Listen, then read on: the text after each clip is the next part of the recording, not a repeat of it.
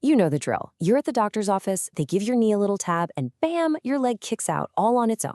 It seems almost silly, right? But that simple reflex is actually a direct window into the incredibly complex secret wiring of your nervous system. So let's pull back the curtain and see what that knee jerk is really telling us.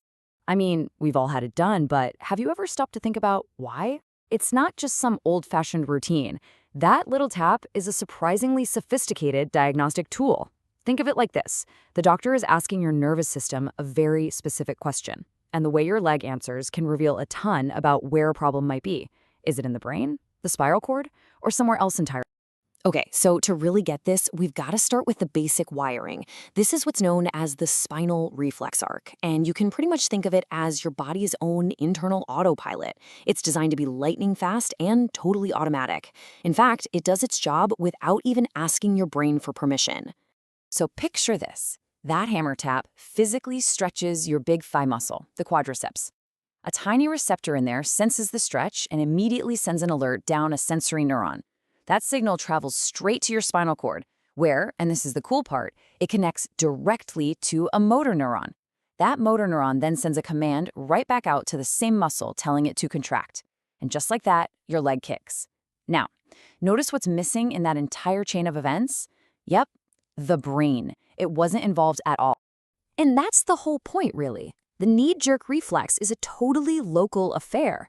The entire circuit, from the initial tap to the final kick, happens right there in the spinal cord. It's this beautiful, self-contained loop. But that begs the question, if the brain isn't needed to create the reflex, then what is its job in all this? Well, just because the brain doesn't create the reflex doesn't mean it isn't in charge. It absolutely is. You can think of the spinal cord circuits as the local team on the ground floor, ready to react. But the brain is the manager up in headquarters. It's sending constant instructions down from on high through these things called upper motor neurons. And its main job is to manage and fine-tune all those local reflexes. This right here is the core concept you need to grasp. The brain's signals aren't saying, hey, leg, get ready to kick. It's actually the opposite. The brain is constantly sending down a signal that says, okay, everyone, calm down, stay balanced, don't overreact. It's basically a brake pedal that keeps those hair trigger reflexes from going off all the time. This is what allows us to have smooth, controlled, voluntary movements. So, when the manager, the brain, is doing its job properly, everything just works. Your muscles have a nice, normal, relaxed tone.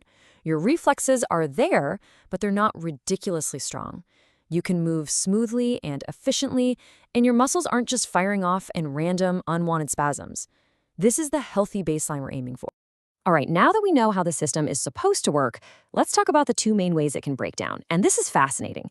Either the manager goes offline, meaning that brake signal from the brain gets cut off, or the local wires get cut, and the reflex circuit itself is physically broken. The incredible thing is these two types of failure produce completely opposite symptoms. So let's dive into that first scenario. We call this an upper motor neuron lesion. This is any kind of damage that interrupts that descending signal from the brain.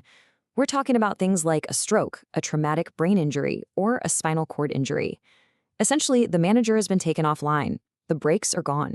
Now, here's where it gets really interesting. Right after a major injury like this, the system goes into what's called spinal shock. It's like the local circuits suddenly cut off from all commands, just shut down. For days, maybe even weeks, all the reflexes are just gone. But then, as those local circuits start to adapt to life without a manager, they become wildly overactive. The reflexes don't just come back, they come roaring back with a vengeance.